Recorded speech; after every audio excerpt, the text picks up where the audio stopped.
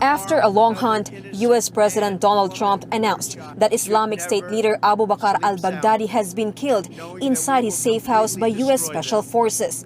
The IS leader reportedly detonated a suicide vest, killing himself and 3 of his children after being cornered in a dead-end tunnel. And that's why he died like a dog. He died like a coward. He was whimpering, screaming, and crying. And frankly, I think it's something that should be brought out so that his followers and all of these young kids that want to leave various countries, including the United States, they should see how he died. Military spokesman Brigadier General Edgard Arevalo dismisses fears that Baghdadi's death will have a significant impact on the sentiments of local terrorist groups in the Philippines.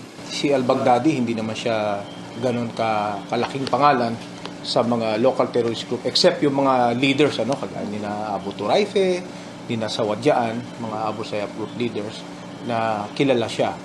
Arevalo also says Baghdadi does not have the same influence as that of Al-Qaeda's leader Osama bin Laden. Al-Qaeda, centralized kasi ang leadership noon kay Osama bin Laden. Kaya nung mamatay siya, nag-collapse na ang Al-Qaeda basically. But Arevalo says the military is ready for possible sympathy attacks by local ISIS-inspired groups after Baghdadi's death. At magkaganon man, be it considered a retaliatory attack o a sympathetic attack, handa naman ang Armed Forces of the Philippines upang agapiin ang anumang magiging pagtatangka ng mga grupo na sinasabi nila na mayroong pagkiling o pagkilala kay Al-Baghdadi. Arevalo says the death of the ISIS leader will not influence the decision on the possibility of extending martial law in Mindanao. Wala siyang bearing, pero hindi lang naman kasi yan ang ating tinitingnan. Marami pa tayong aspeto na sinisilip bago natin marating yung appropriate recommendation. Baghdadi became the leader of the Muslim extremist group Islamic State of Iraq in 2010. In 2013, ISIS announced it had merged with an Al-Qaeda-backed militant group in Syria and became known as the Islamic State in Syria. A security and weapons expert considers the death of Baghdadi as a temporary setback for terrorist groups.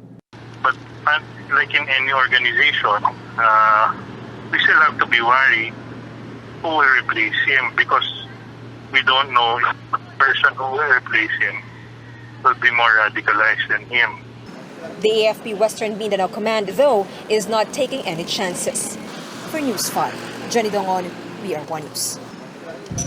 President Donald Trump bared details on how ISIS leader Abu Bakr Al-Baghdadi was killed in a commando raid in Syria. Trump says they received intel on Baghdadi's whereabouts about a month ago. They were able to pinpoint his exact location 2 weeks later. The U.S. president then notified the governments of Russia, Iraq, and Turkey that the U.S. will conduct an operation, but they did not tell them its nature. On Saturday, Trump returned to the White House before 5 p.m. after a round of golf in Virginia. Together with U.S. officials, he watched the Syria raid, which he likened to watching a movie. Trump said 8 helicopters carrying U.S. military personnel and military dogs had flown in from an unidentified military base in the Middle East. The military personnel were all part of the Delta Force. That's the United States Special Unit on Counterterrorism. Trump said on-the-ground operations were backed by military aircraft and ships.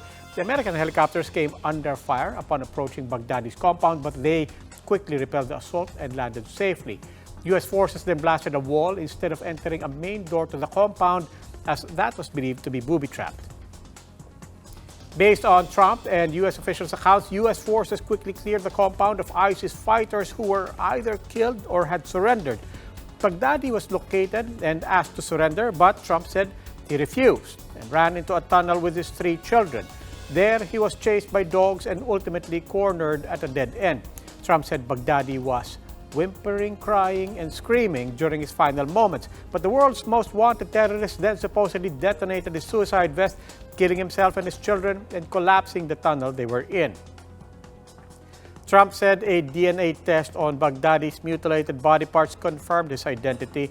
He said the results were certain, immediate, and totally positive, and the ISIS leader was confirmed dead. The White House said Baghdadi's body will be disposed of properly. The same way the U.S. government handled Osama bin Laden's remains in 2011, that is buried in accordance with Islamic laws and rituals. U.S. forces searched the compound for 2 more hours, collecting highly sensitive materials, including documents on the Islamic State's history and their future plans. Former chief official White House photographer Pete Souza posted tweets questioning the credibility of U.S. President Donald Trump's photos.